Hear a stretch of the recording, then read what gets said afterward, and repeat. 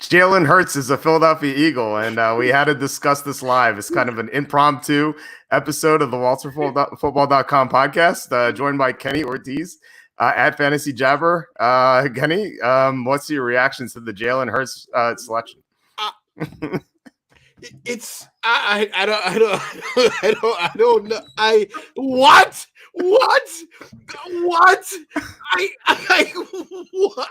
It's been like 3 hours and I still can't believe it. I have so many emotions. I just went to ESPN.com a moment ago, and the headline on ESPN.com is Eagles surprised by selecting Jalen. That's not what you want to be. No, that's the headline. The headline on ESPN is the debacle. What is? I don't understand. I have no words. I can't even come up with a reason for why this. I even the picks that I don't understand. I'm like, okay, I disagree with. I can come up with a reason. I can't ever come up with a reason for this. It makes no sense whatsoever. But Kenny, he was a winner in college. Don't you want a winner on your team? Oh gosh, I'm irate. This is infuriating. We have a 27-year-old quarterback we just gave $100 million to. This is how like the fans of like bad teams have felt for. It's been like 6 years since I've been pissed off at the Eagles draft. I mean, Marcus Smith, 2014. That was the last time. 2014. That was the last time where I was like irate at what the Eagles did on the first 3 rounds of a draft.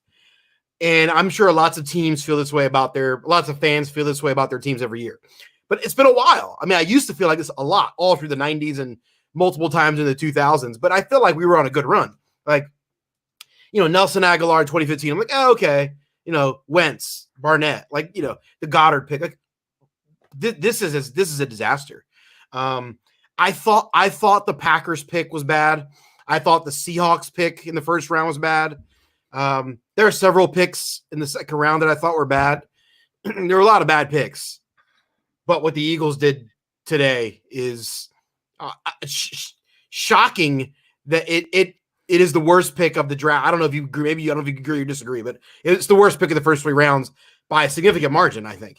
I've been covering the NFL draft for 20 years, since 1999. You were there at the beginning. I made this website sitting right next to you in Mr. Rosen's internet class in high school.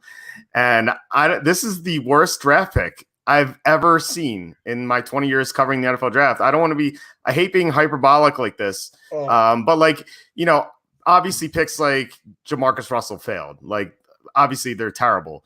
But you could understand what teams were thinking at the time. Like, the Raiders saw Jamarcus Russell's potential. He just failed as a prospect. Like, I at least got it. Like, this makes zero sense. It's so illogical. It's so stupid. Like you said, Carson Wentz is 27. He was just paid. He's entering the prime of his career. I understand that he has injury concerns, but the Eagles just paid him. The Eagles had to find a backup quarterback at some point. But you don't take a backup quarterback in the second round. Like, that's unheard of. Like, if you take a backup quarterback in the second round, you want him to eventually replace that starter. Like, the Patriots took Jimmy Garoppolo in the second round because they thought Garoppolo was going to replace Tom Brady. They didn't know Brady was going to play till he's 43. So this happens occasionally. Like Kevin Kolb, the Eagles took Kevin Kolb. They thought he was going to replace McNabb. I don't understand why the Eagles think Jalen Hurts will replace Carson Wentz. That doesn't make any sense. And then people are saying this is going to be like Taysom Hill, but Taysom Hill wasn't a second-round pick, and Drew Brees is old. And so the Saints think Taysom Hill is going to replace Drew Brees maybe in 2021 or 2022. I think it's so foolish to think that Jalen Hurts can replace Carson Wentz. I don't understand it at all. And I don't even think Jalen Hurts belonged in the second-round period. Like, he was a fourth-round prospect for me. I mean, I can't imagine they're thinking that he's going to replace Wentz. They just gave Wentz a $120 million contract, right? Like, I mean, I've seen some people online say, "Oh, well, they're not so confident in Wentz's health." Well, then why would you give him a $100 million plus contract? Like, if you're not confident he's going to stay healthy, then he should not be you should have just let his rookie contract play out, franchise him a few times in a row, like the Redskins did with Kirk Cousins. And then you let him, with the Cowboys will likely do with Dak Prescott, it looks like. And then you let him walk eventually. Like, if you're not confident that the guy can stay healthy. You don't make a commitment to a guy long term. This is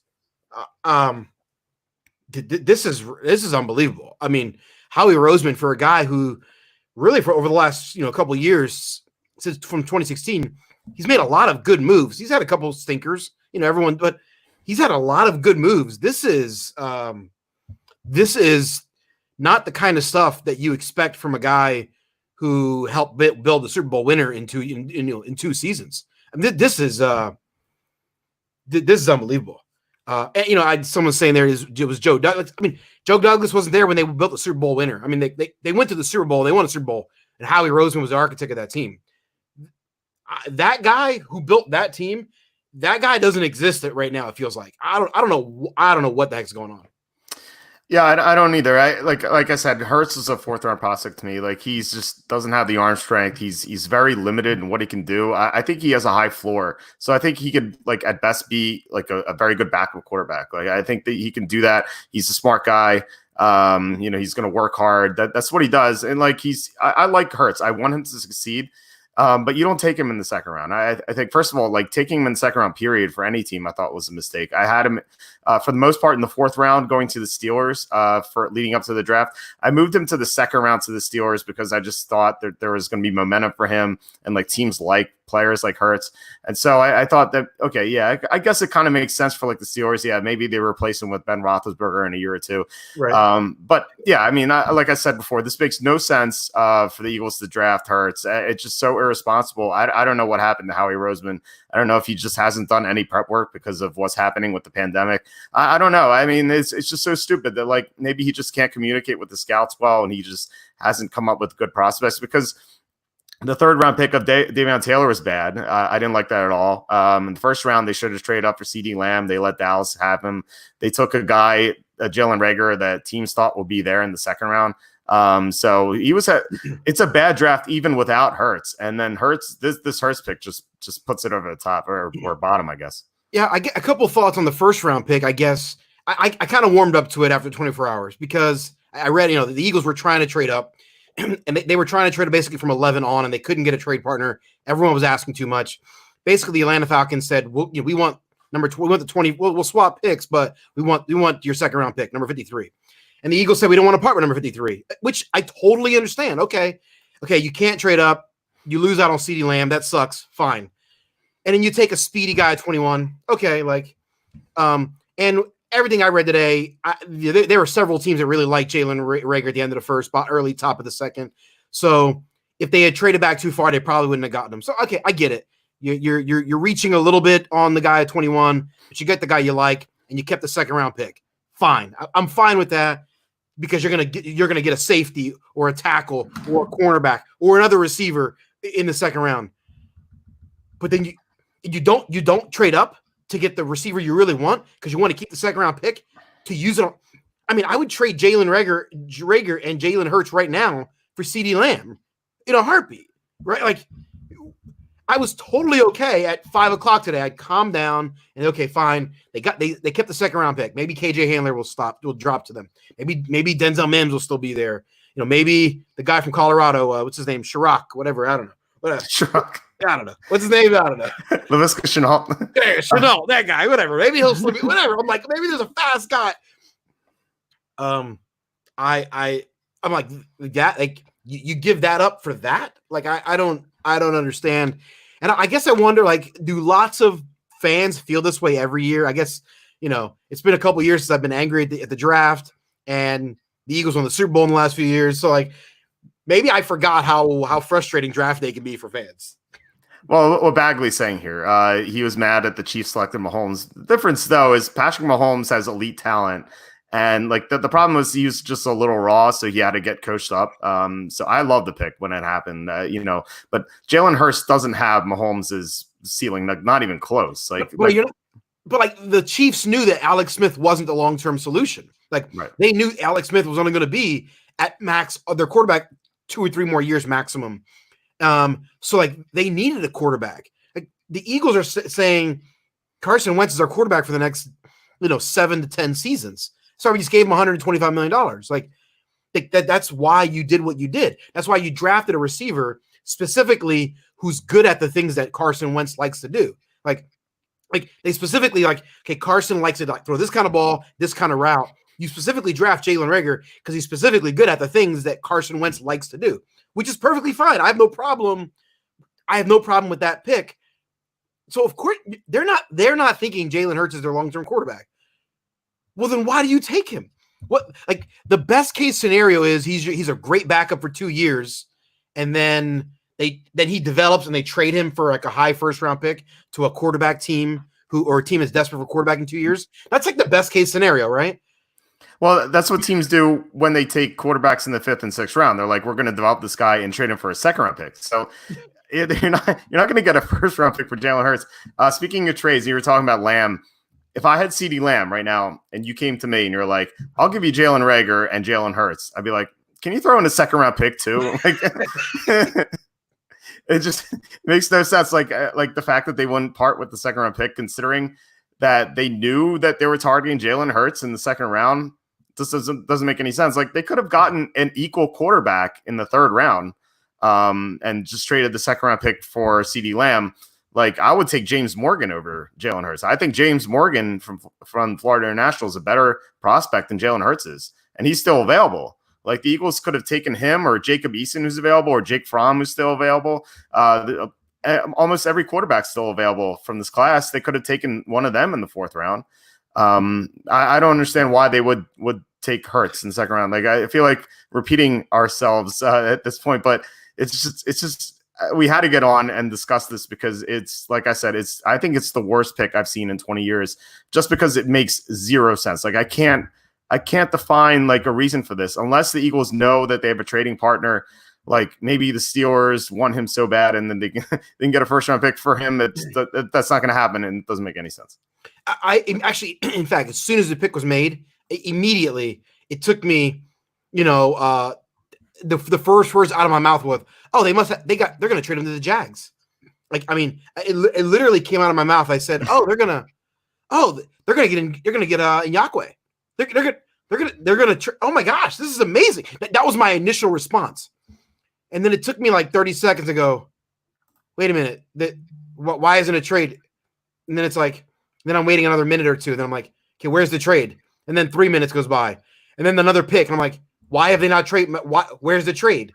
And I'm like, then they're like, there's like video of Hurts putting on the Eagles hat. I'm like, no, don't put on the Eagles hat. Put on the Jags hat. You're going to the Jaguars. Like, how do you get that Eagles hat so quickly though? and then it dawned on me, they're not going to trade him.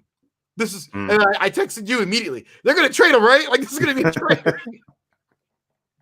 Yeah, I don't get it. Like, and the fact that the Eagles told Carson Wentz about this, that they were going to do it. At least they did that. Like the Packers reportedly did not tell Aaron Rodgers they were taking Jordan Love, which is, if I'm Aaron Rodgers, they asked for a trade. But if I can't imagine being Carson Wentz and like. A class act by Wentz, by the way, to tweet. He said, well, welcome to Philadelphia. He's a class act. So props to him for that. But if I'm Carson Wentz right now, I'm super pissed. Right. Yeah. If I'm Wentz, I'm going, what do I got to do to if you draft Jake Fromm at the bottom of the 3rd, with the pick 103, if they took Fromm there or East, like, okay, fine. You go, okay, well, even if they reached for a quarterback there, you're like, why? What? That guy was a 6th rounder. Fine. Okay. You wasted your comp pick on a quarterback because you see yourself as quarterback developers, is what Howie Roseman said tonight. We see ourselves as quarterback developers. What? You should be in the business of winning Super Bowls, not developing quarterbacks. What are you, freaking University of Alabama? Like what? I'm done. Yeah, I'm calm right now. The compared that I was 3 hours ago. It's such a shame we couldn't get you on 3 hours ago because I feel like that would have been a rant for the century. Yeah, I mean, you take your backup quarterbacks in the 4th round. Like remember the 2012 draft when the Redskins took Robert Griffin at number 2, and then they drafted Kirk Cousins in the 4th round. Right. There was even outrage about that. I remember watching PTI, and Wilbon and Kornheiser were going nuts about it, and they thought it was a big mistake. They were threatening Robert Griffin's starting position because they took Kirk Cousins in the 4th round. Like, no, you take your backup quarterbacks in the 4th round. Like, that's when you take your backup quarterback. You don't take him in the 2nd round. So, like you were saying, if they take Hurts at 103, it's the 3rd round, but it's compensatory, so it's like almost 4th round. It's usually the 4th round starts at like 101 anyway, so it's kind of like a 4th rounder in the first place. So yeah, I mean that's a logical place to take Hurts. But you in the 2nd round you have to get a starter. Like the Eagles had so many good receivers available to them. They had good linebackers available. They had good pass rushers available, and they passed on everyone to take a backup quarterback. And like ideally they don't play Jalen Hurts. Like that's the ideal situation, because if they're playing Jalen Hurts, Carson Wentz is injured. So you don't want they spent a 2nd round pick on a guy that they don't want on the football field. Right. I mean, maybe they get packages in where they are both on the field and they do, but like how many of those kind of game plays you're going to do in a game, right? What, you 3 max in a game? I mean, if that, like, yeah, you can get a gadget guy like that in the 5th round. Like you don't spend a 2nd round pick on a gadget player. Yeah, that's silly. The thing that's is the worst part is that if you say I'm going to keep my pick, I really want CeeDee Lamb, but I'm not willing to part with the 2nd round pick because it's too valuable. You know what? Fine, I'll take Jalen Reagor and the 2nd round pick. Give me Jalen Reagor and Denzel Mims, and I'm happy. Like, that's a fine draft. We didn't get the guy we really want in Lamb, but it's worth it because you're trying to rebuild your receiving core. Yeah, I totally agree. Let's end it here because I have to do a 4th and 5th round remocks, and I have to grade all the trades, so I'm going to be up till 6 a.m. But I just wanted to get on with you to discuss this trade because I think it was the worst trade. It's the worst draft pick I've seen in 20 years I've been covering, like I said. So I wanted to hear your reaction, and I'm pretty pleased to hear it. I'm dejected. I'm going to bed I gotta go rewatch the Super Bowl 52 right now. That's always gonna make me happy. Is that like the 83rd time we're gonna be watching it? At minimum. Very nice. All right, we'll be back during next week for expanded coverage. Sorry for not answering any questions, but like I said, I'm gonna be up to like 7 a.m. writing this stuff. I haven't even eaten dinner yet, and it's 12:28 a.m. on the East Coast. So, so this is what happens during the draft. I just like lose all sense of time and purpose and everything. So. All right, so check back walsterfootball.com. Lots of coverage. We graded every single pick. We're going to be grading every single draft trade, and subscribe if you're on YouTube. That'll help us out a lot. Kenny and I will be back during the week next week with expanded draft coverage. So talk to you then. You're the man. Bye-bye.